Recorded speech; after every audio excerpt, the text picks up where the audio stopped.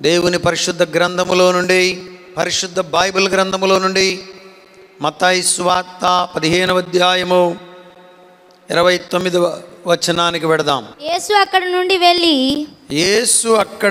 వెళ్ళి గలిలయ సముద్ర తీరమునకు వచ్చి చూసారా, ఎక్కడ నుండి వెళ్ళాడు?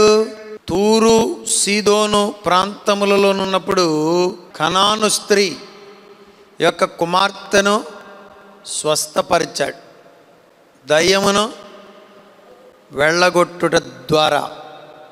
ఇప్పుడేమో అది అయిపోయిన తర్వాత మళ్ళా ఇప్పుడు యేసయ్య ఏం చేస్తున్నాడు? అక్కడ నుండి వెళ్ళి, యేసయ్య అంతటితో సరిపెట్టేయడంలా, నెవర్ స్టాప్ యువర్ మినిస్ట్రీ. ఎప్పటి వరకు? 2వ రాజుల గ్రంథంలో చిన్న కుమారుని అడుగుద్ది, కొడుకా ఇంకా పట్టుకురమ్మని. ఏటవి? ఖాళీ పాత్రలు. కొడుకు అంటాడు చిన్న కుమారుడు, పాత్రలన్నీ అయిపోయినాయి, పాత్రలన్నీ నింపబడేటంత వరకు మనము పరిచర్యను ఆపకూడదు. హల్లెలూయా. పాత్రలన్నీ నింపబడేటంత వరకు మనం పనిని కొనసాగించాలి. యేసయ్య ఓ చోటు నుండి మరొక చోటుకు, మరొక చోటు నుండి ఇంకొక చోటుకు, ఇంకొక చోటు నుండి మరొక చోటుకు, he was keep on moving. నీవు కూడా నీ పనిలో నువ్వెక్కడ ఆగిపోయావో, నువ్వెక్కడ కూర్చుండిపోయావో, ఎక్కడ వేసిన గొంగళి అక్కడే అన్నట్లుగా నీవు ఉంటే నీవు ప్రభువు కొరకు కదలవలసిన సమయం వచ్చింది. ఒక అవకాశం ఇవ్వండి ప్రభువా అని అడగండి, నీ కొరకు కదులుతానండి.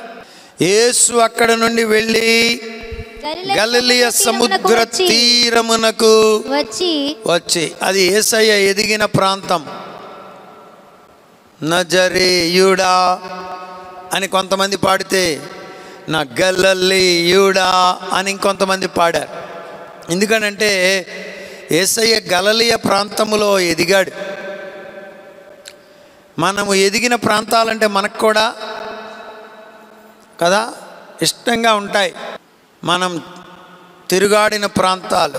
గలిలయ సముద్ర తీరమునకు వచ్చి కొండ ఎక్కి అక్కడ కూర్చుండగా, అక్కడ ఓ కొండ ఉందిట. ఆ కొండ యేసయ్య ఎక్కాడు, ఎక్కి అక్కడ కూర్చున్నాడు. హల్లెలూయా, ఆమేన్. యేసయ్య వచ్చి కొండ ఎక్కి అక్కడ కూర్చున్నాడు. కూర్చుండగా బహుజన సమూహములు ఆయన యొద్దకు, జన సమూహం. యేసయ్య గలిలయ సముద్రపు తీరాన కొండ మీద నుంటే, బైబిల్ స్కూల్ స్టూడెంట్స్ మీరు ఒక్కరిగా వెళ్ళండి, ప్రభువు మిమ్మల్ని 1000 మందిగా చేస్తాడు. హల్లెలూయా. మీరు వెళ్ళి అట్లా కూర్చోండి కొండ మీద, అంతే, ప్రభువు నడిపిస్తాడు. ఆమేన్. ప్రభువు సన్నిధి అక్కడ ఉంది అని తెలిసినప్పుడు, ప్రభు అక్కడ అద్భుతాలు చేస్తున్నాడని ప్రజలు తెలుసుకున్నప్పుడు, కొండ ఎక్కడం కష్టమా తేలిక? ప్రభు అక్కడ ఉన్నాడు. దేవునికి స్తోత్రం. హల్లెలూయా. మోరియా పర్వతములలో ఒక పర్వతమైన యెరూషలేము కొండ. యెబూసీయులు ఉన్నారంట. దావీదు అంటున్నాడు, నేను ఎక్కలేనయ్యా, శత్రువులు ఉన్నారయ్యా, నా వల్ల కాదయ్యా అంటున్నాడు. దేవుడు ఏం చేశాడు? అబ్రహామును ఎక్కించిన దేవుడే దావీదును కూడా ఎక్కించి యెబూసీయులను జయించున్నట్లుగా చేశాడు. హల్లెలూయా, హల్లెలూయా. ఎందుకు ఎక్కుతున్నావు నీవు కొండకు? యేసు ప్రార్థనలో గడుపుటకు కొండకు ఎక్కినట్లుగా వాక్యములో రాయబడింది.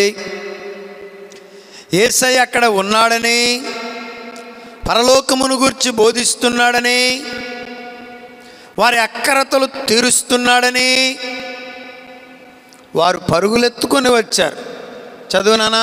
బహుజన సమూహములు బహుజన సమూహములు ఆయన యొద్దకు కుంటివారు, ఆయన యొద్దకు కుంటివారు, గుడ్డివారు, గ్రుడ్డివారు, మూగవారు, అంగహీనులు మొదలైన అనేకులను తీసుకొని వచ్చి ఆయన పాదముల యొద్ద పడవేసిరి. Dear listeners, dear pastors, dear believers, ప్రియ శ్రోతలారా, దైవజనులారా, విశ్వాసులారా, ఈ వాక్యాన్ని గమనించండి. బహుజన సమూహములంట కుంటివారిని, గురుడ్డివారిని, అంగవిహీనులైన వారిని తీసుకొని వచ్చి ఎక్కడ పెట్టారు? యేసయ్య పాదముల చెంత పెట్టారు. కొండెక్కడం తేలిక కష్టమా? చాలా కష్టంగా ఉంటుంది.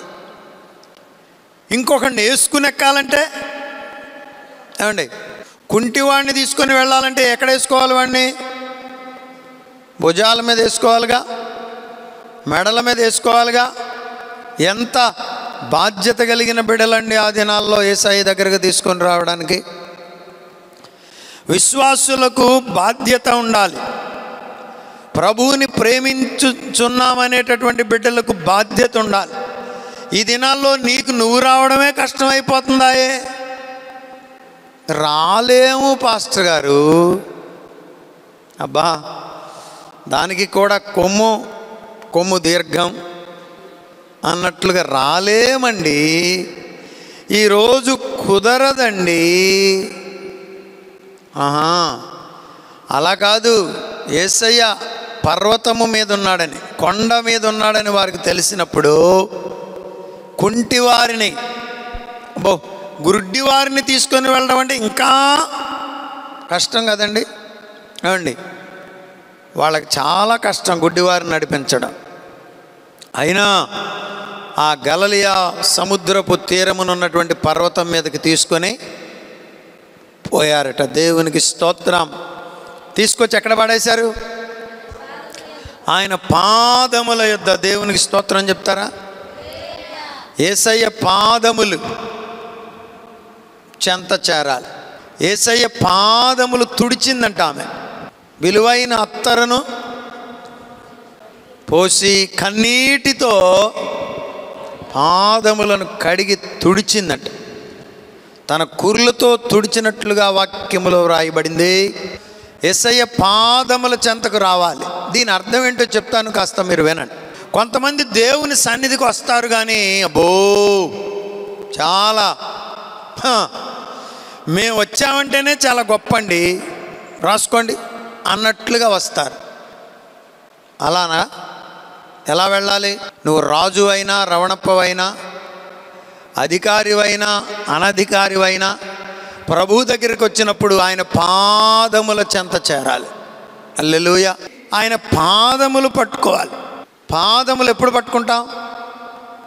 ఈ దినాల్లో పేషెంట్స్ ప్రాణాలు పోతున్నాయని డాక్టర్స్ పాదములు పట్టుకుంటున్నారు కుటుంబ సభ్యులు. అయ్యా ఏదో ఒక రకంగా నా బిడ్డను బ్రతికించండి అయ్యా, నా భర్తను బ్రతికించండి అయ్యా, నా భార్యను బ్రతికించండి అయ్యా. అయ్యా పాదముల చెంత, మనము ప్రభువు పాదముల చెంత చేరాలని దేవుని సేవకునిగా ఈ రాత్రి మీకు జ్ఞాపకం చేస్తున్నాను. ఆయన పాదముల యొద్ద పడవేసిరి, ఆయన వారిని స్వస్థపరచెను. దేవునికి స్తోత్రం. హల్లెలూయా. దైవికమైన స్వస్థత, ఇట్ ఈస్ బిబిలికల్. కుంటివారిని, గ్రుడ్డివారిని, రోగులను, మోగవారిని, దయ్యములు పట్టిన వారిని, చాంద్ర రోగులను స్వస్థపరచడం అనేది వాక్యానుసారం. అయితే మనుషుల ఇచ్చ కొరకు, సంపాదించుకొనుట కొరకు కాదు. అదేదో గనక మాయలాంటిదైతే హూ అంటంలోనే జబ్బు తగ్గిపోయేదైతే సేవకులు ఈ పాటికి అనేక మంది బిజినెస్ చేసే అవకాశం ఉండేది.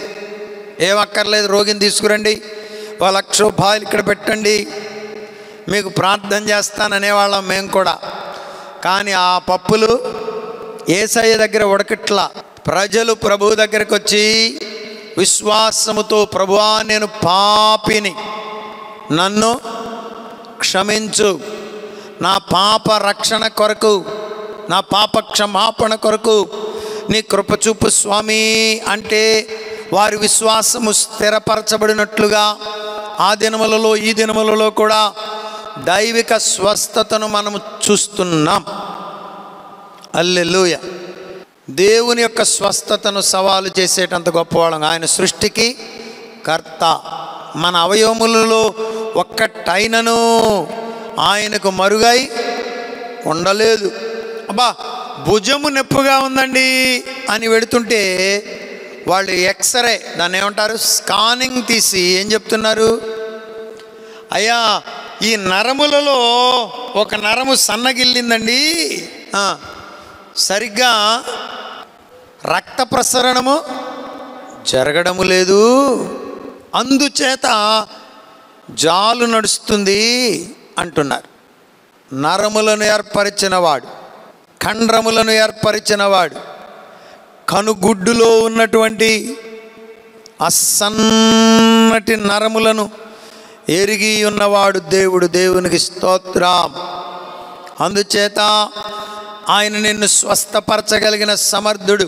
ఒకవేళ నీవు రోగిగా ఉన్నావేమో, ఈ ప్రభువును చూడు, ఆయన పాదముల చెంతకు రా.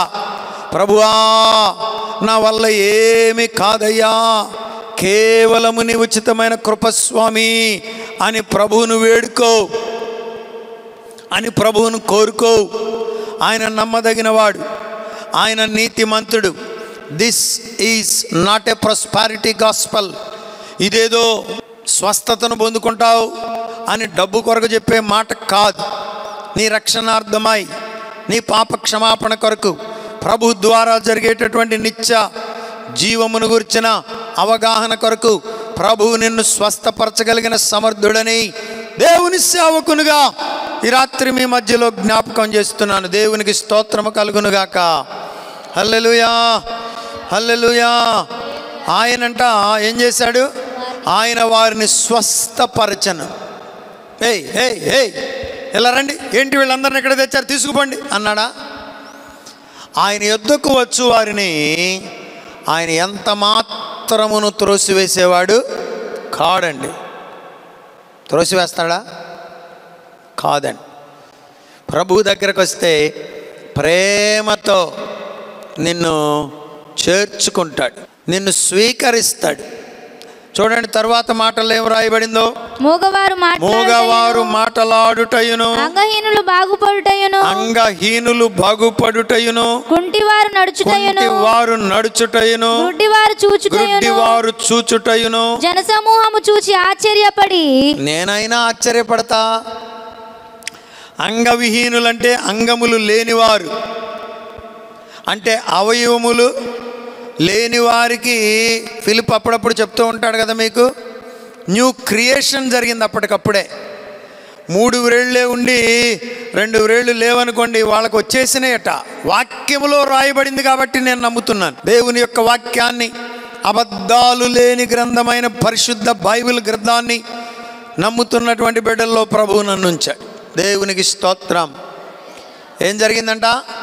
1 మోగవారు మాట్లాడారు, 2 అంగహీనులు బాగుపడ్డారు, 3 కుంటివారు నడుచుటయును, గుడ్డివారు చూచుటయును. జనసమూహము చూచి ఆశ్చర్యపడి, అబ్బా జనసమూహములు చూస్తున్నారు. సంఘం ఎలా కట్టబడుతుంది అనుకుంటున్నారు? దేవుని కార్యాలు జరుగుతున్నాయి. ప్రజలు ఏమన్నా డబ్బులు ఇవ్వడానికి పిచ్చోళ్ళ? రక్తపు బొట్లన్నా వలకబోస్తారు కానీ రూపాయి తీరు కొంతమంది. అలాంటి వారు కూడా ప్రభు కొరకు బలముగా ఇవ్వగలుగుతున్నారంటే దేవుని యొక్క బలమైన కార్యములు వారు చూడబట్టే. దేవునికి స్తోత్రం. హల్లెలూయా. దేవుని యొక్క కార్యములను వారు ఎరుగబట్టే. ఆ దినాల్లో వారంట దేవుని కార్యాలను చూచారంట. ఈ దినాల్లో కూడా విశ్వాస బిడ్డలు, సంఘ బిడ్డలు దేవుని కార్యాన్ని చూస్తున్నారు. దేవుని కార్యాలను మనము చూడాలి. రండి, ఈ మాటలు 100 ఏళ్ల తర్వాత కూడా నెట్లో విన్న వాళ్ళ ప్రభు స్వస్థపరుస్తాడు. దేవునికి స్తోత్రం, హల్లెలూయా. దేవుని కార్యాలు ఆనాడు ఈనాడు కూడా ప్రజలు చూస్తూనే దేవుని ఆశ్చర్య కార్యాలను చూచే నేత్రాలు మీకు ఉండాలి. కొంతమంది కన్నులు మూయబడ్డాయి. వారి కళ్ళు మూయబడినందుచేత దేవుని కార్యాలను చూడలేకపోతున్నారు.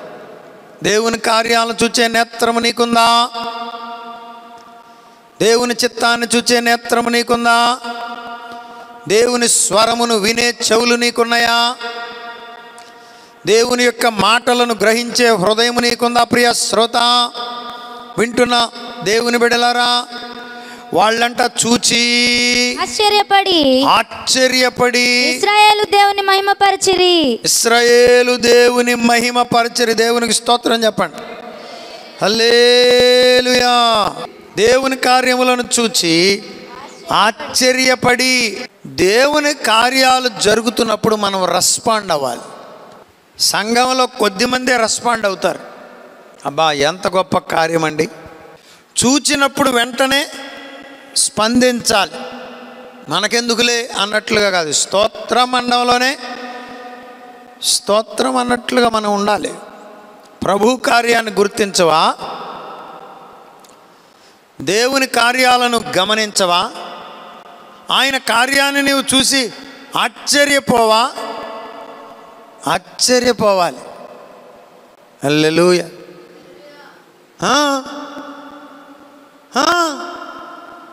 అమ్మో, దీన్ని ఏమంటారు? ప్రతిస్పందించడం అంటారు. దేవుని మాటలు నీకు అలా రుచిగా ఉన్నాయా? దేవుని మాటలు నీకు అలా అనిపిస్తున్నాయా? నువ్వు స్పందించాలి. అక్కడున్న జనసమూహం అంట చూచి ఆశ్చర్యపడి ఇశ్రాయేలు దేవుని మహిమపరచి ఇంటికి వెళ్ళిపోయారా? కొంతమంది ఆశ్చర్యపడి ఇంటికి వెళ్ళిపోతున్నారు.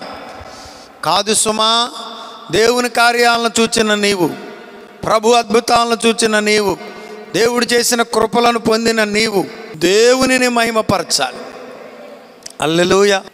దేవునికి స్తుతి చెప్పాలి. మీరు దేవుణ్ణి స్తుతించాలనే కోరిక మనలో కలగాలి. నా దేవునికి ఏదో ఒకటి చేయాలి. దేవుణ్ణి సంతోషపెట్టడానికి పనిని చేయాలి. దేవునిని సంతోషపెట్టడానికి మనం ఆయనను మహిమపరచాలి. దేవా అని ప్రభువుని స్తుతించి స్మరించి ఘనపరచాలి. అబ్బా ఎంత బాగుందండి ఈ మాట. ఇశ్రాయేలీయులు దేవుని మహిమపరిచిరి. ఎక్కడ స్వస్థత ఉందో అక్కడ దేవునికి మహిమ రావాలి. ప్రభువు నిన్ను కూడా స్వస్థపరుస్తాడు. దేవుని మహిమపరుస్తావా? ఎవరికైనా సాక్ష్యం చెప్తావా? ప్రభువు నిన్ను కూడా స్వస్థపరుస్తాడు. ప్రభువు నిన్ను కూడా స్వస్థపరుస్తాడు. ప్రభువు నీకు కూడా ఆరోగ్యం ఇస్తాడు. ప్రభువు నిన్ను కూడా కనికరిస్తాడు. దేవుడు మరలా నిన్ను నడిపిస్తాడు, బాగు చేస్తాడు. నువ్వేం చేస్తావు? దేవుని కొరకు ఆయన మహిమపరుస్తావా? ఆయన కొరకు జీవిస్తావా? ఆయన నామాన్ని ప్రకటిస్తావా? దేవుణ్ణి మహిమపరచడం అంటే ఊరికినే మాయ మాటలు చెప్పడం కాదు. అయ్యా, నాకు విజయవాడలో సహోదరి తగిలారు. ఇట్లాగే మవసభలో మీటింగ్ పేపర్లు ప్రింట్ చేయించడానికని పెడితే ఆమె నాకు ఒక పాంప్లెట్ ఇచ్చింది. అందులో ప్రభువుని గురించి ఉంది. దాటిపోయింది నన్ను. నాకన్నా చిన్న వయసే అనుకుంటున్నాను. దాటి వెళ్ళింది. అమ్మాయి అని పిలిచా. అయ్యా అనుకుంటా వచ్చింది. ఏం చేస్తున్నావు? మత మార్పిడి చేస్తున్నావా అన్నా. లేదయ్యా, ప్రభువుని గురించి చెప్తున్నానయ్యా. ఎవరు పంపారు నిన్ను? డబ్బులు ఇచ్చి పంపారా అన్నా. లేదయ్యా, యేసయ్య రక్షకుడని, యేసయ్య విమోచకుడని, యేసయ్య స్వస్థపరిచే దేవుడని, ఆయన కృప చూపే దేవుడని, వీటన్నిటిని మించి ఆయన మోక్ష ప్రదాతని ప్రభువుని గురించి చెప్పడానికి వచ్చానయ్యా. హల్లెలూయా. 45 ఏళ్ల వయసు, నడి వయసు కన్నా తక్కువ, చక్కని రూపం, తెల్లని చీర కట్టుకుని నడుము బిగించి సువార్త పత్రికలు అందిస్తూ పోతుంది. నేను గట్టి స్వరముతో గర్జిస్తున్నాను. ఏం చేస్తున్నావు నువ్వు అంటున్నాను. ప్రభువుని గురించి చెప్తున్నానయ్యా. కానీ ఆమె సువార్త చేస్తుందని, యేసయ్య రక్షకుడని బోధిస్తుందని, యేసయ్య విమోచకుడని బోధిస్తుందని ఒక సువార్తికునిగా నా గుండె లోపల గడగడ వణికిపోతుంది.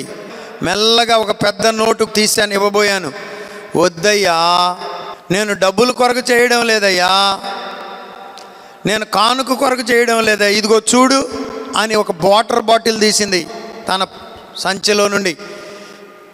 ఇదిగో నా వాటర్ కూడా, నా మంచినీళ్ళు కూడా నేనే తెచ్చుకుంటానయ్యా, నేను ఏదో కానుకొస్తుందని సువార్త చేయడం లేదయ్యా, నాకు టీబీ వ్యాధి వచ్చింది, నేను చనిపోయే స్థితికి వచ్చేసాను, నా ఎముకలలోనికి టీబీ వెళ్ళిపోయింది, క్షయవ్యాధి, బోన్ టీబీ అని చెప్పారు, నేను చావసిద్ధమైపోయాను, హాస్పిటల్ నుండి కూడా ఇంటికి పంపేశారు, నోట్లోనికి ఈగలు వెళ్ళిపోతున్నాయి, బయట పెట్టేశారయ్యా.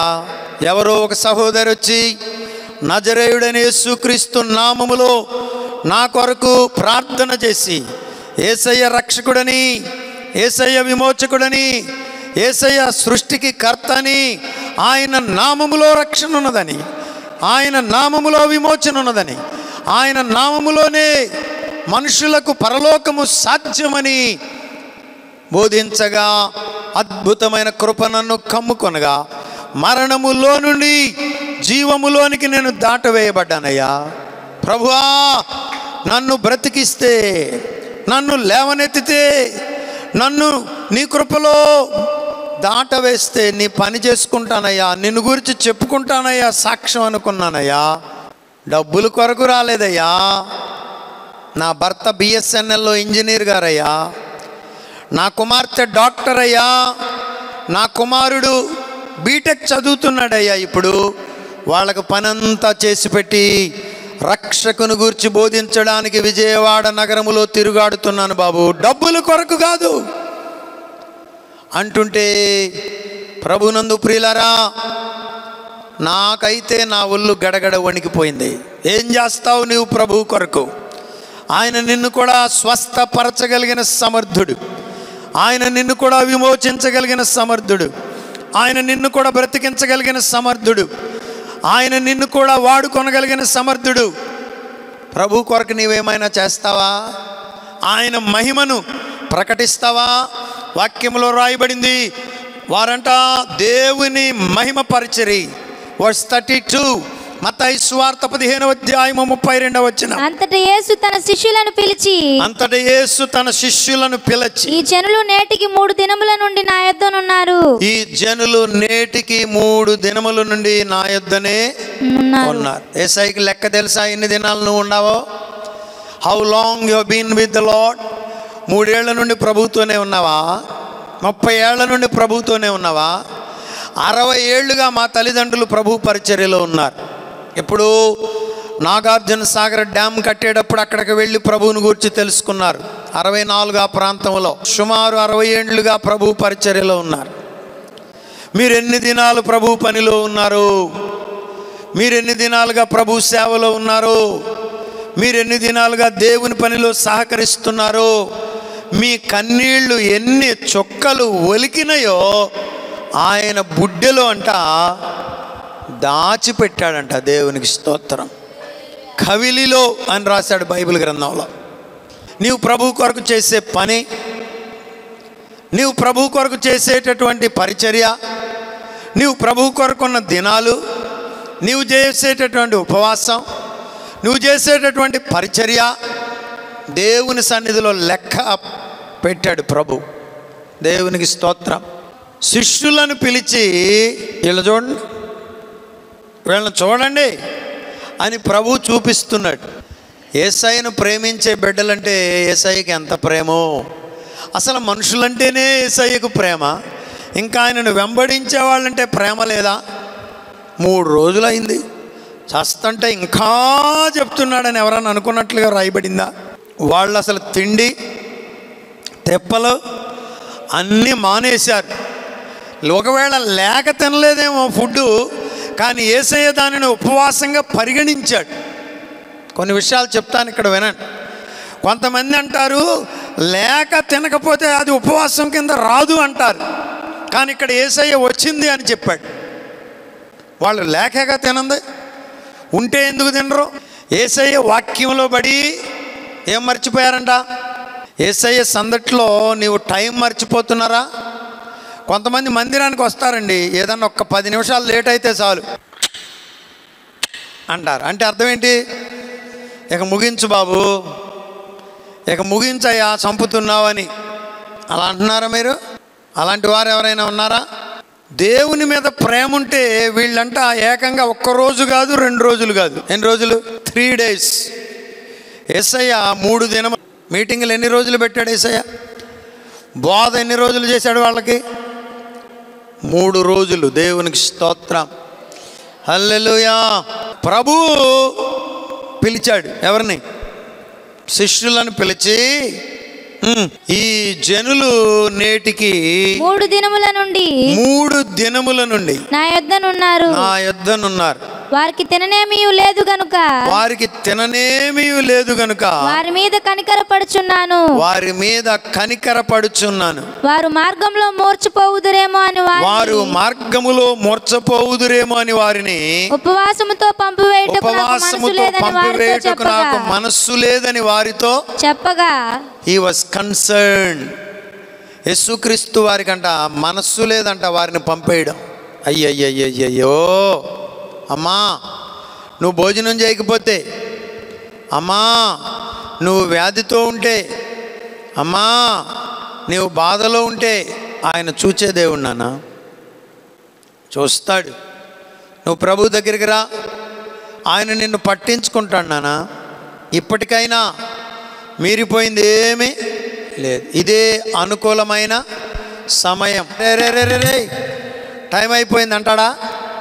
అన్నాడు. ఇప్పుడైనా రా నాన్న, ఇప్పుడు రా, అట్లీస్ట్ కమ్ నౌ అని పిలుస్తున్నాడు. దేవునికి స్తోత్రం, హల్లెలూయా. వారి మీద అంట కనికర పడ్డాడంట. యేసయ్య ఏం చేశాడు చెప్పండి? మీరు కూడా సేవకులుగా ఉండాలంటే మీరు మనుషుల మీద కనికర పడాలి. మీరు సేవకు ఉండవలసిన ఒక క్వాలిఫికేషన్ ఏంటి? కనికర పడాలి. అయ్యో బిడ్డలు ఎంత రోధిస్తున్నారు ప్రభువా, వారికి కృప చూపండి నాయనా. అంబులెన్స్ని చూసినప్పుడు మనం కనికర పడాలి. అయ్యో లోపల నాయనా రోగి ఉన్నాడేమో, ప్రాణం పోయే పరిస్థితుల్లో ఉన్నాడేమో, వారి మీద కృప చూపండి నాయనా. కొంతమంది ఇసుక్కుంటారండి, అడుగుతా. కనికర పడే వారి ఎడల దేవుడు కృప చూపుతాడు. దేవునికి స్తోత్రం, హల్లెలూయా. కనికర పడుతూ ఉంటే నీవు ప్రభు అవసరతలు తీరుస్తాడు. నీవు అనాథ పిల్లల మీద కనికర పడు, వాళ్ళని పోషించే కృప దేవుడు నీకు ఇస్తాడు. నీవు విధవరాండ్ర మీద కనికర పడు, వారికి సహాయం చేయడానికి ప్రభువు నీకు డబ్బులు ఇస్తాడు. నీవు రోగుల మీద ప్రేమ చూపించు, వారికి పళ్ళు పలహారాలు మెడిసిన్ కొనిపెట్టడానికి దేవుడు నీకు సహాయం చేస్తాడు. నేను ఎక్కడ తెచ్చిపెట్టను, నా వల్ల ఏమవుద్ది, నేను ఎక్కడ తెచ్చిపెట్టను అన్నావు అనుకో, ఎక్కడ తెచ్చిపెడతావు? నీ వల్ల కాదు. కనికర పడే హృదయం నీకుండాలి. యేసయ్య కనికర పడ్డాడంతే. ఎవరిని చూచి చెప్పండి? జన సమూహమును చూచి, అయ్యో వీళ్ళు ఉపవాసంతో ఉన్నారు, 3 రోజుల నుండి వీళ్ళకి భోజనం లేదు, వీళ్ళు మూర్ఛిల్లిపోతారేమో, వీళ్ళు అన్కాన్షియస్లోనికి వెళ్ళిపోతారేమో, కొండ దిగి మళ్ళా వెళ్ళాలి, నడిచి వెళ్ళాలి. పట్టించుకుంటున్నారా? మనం మీటింగ్కి వచ్చే వాళ్ళందరినీ పట్టించుకుంటాం.